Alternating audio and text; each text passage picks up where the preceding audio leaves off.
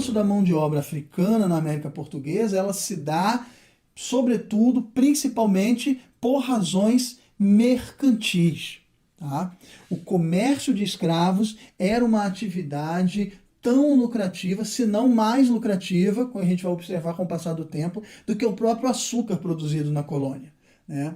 Então, os lucros obtidos com o comércio de africanos escravizados, lucro que era acumulado pelos comerciantes de escravos, além das rendas que o governo português conseguia oferir, conseguia acumular através dos impostos sobre essa atividade, né, fizeram com que a escravidão indígena fosse dando lugar à escravidão de africanos. As guerras de escravização aconteciam fora daqui, aconteciam na África. E aqui acontecia, então, o desenvolvimento da produção açucareira. Esse gráfico ele serve para nos mostrar ao longo dos séculos, num espaço aí mais ou menos de 25 em 25 anos, como foi crescendo a importação de mão de obra africana aqui para a América, comparando a América Portuguesa com os demais países colonizadores do continente. Vamos dar uma olhada. Nesse gráfico nós vemos então que aqui em branco, né, nós temos a América Espanhola, em azul clarinho os franceses,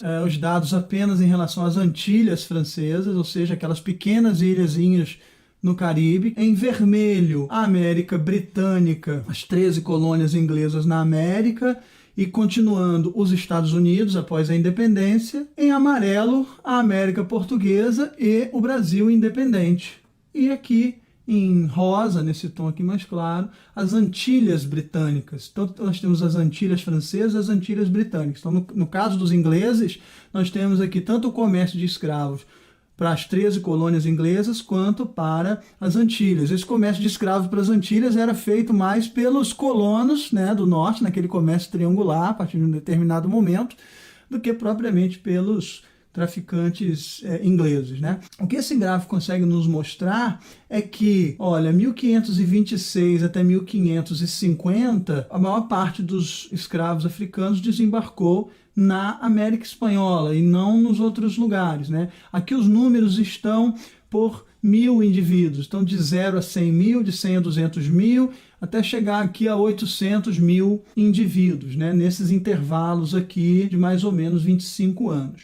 E o que nós podemos ver é que aqui, já no último quarto do século XVI, é que você começa a ter um número mais expressivo de escravos africanos desembarcando aqui na América Portuguesa. Esse número aumenta na virada do século XVI para o século XVII. Ele cresce substancialmente no primeiro quarto do século XVII, mas logo despenca. Isso acontece por conta do período da União Ibérica, quando Portugal e Espanha unem as duas coroas e passa a ser um país só.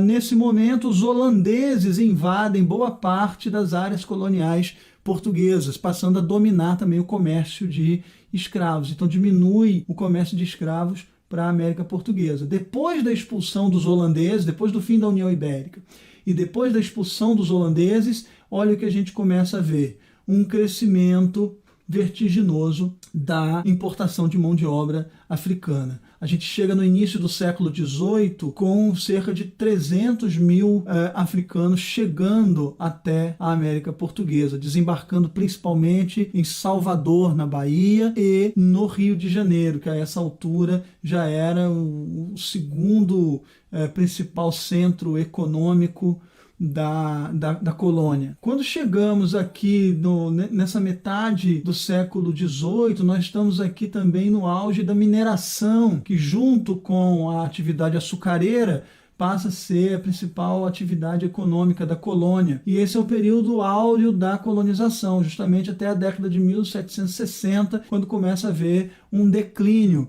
da extração de ouro aqui da colônia. Mas, assustadoramente, o que nós vemos é que, às vésperas da independência, após a chegada, a transferência, né, da corte portuguesa para o Brasil em 1808 e a concentração dos negócios portugueses aqui no Brasil, a partir do Rio de Janeiro, nós vemos o salto, né, nós vemos dobrar o comércio de escravos aqui nessa região. E após a independência, o que ocorre no Brasil é triplicar a quantidade de escravos desembarcados aqui nesse intervalo de 25 e 25 anos. O gráfico para em 1850. Em 1850 é aprovada no Congresso Brasileiro a lei que proíbe esse comércio internacional de escravos, e esse comportamento aqui muda, mas nós temos aqui uma trajetória, né, de séculos de escravidão e de a reprodução dessa população escrava. Nós não estamos contando isso nesse gráfico. Esse gráfico só mostra os que estão vindo de fora, mas não mostram aqueles que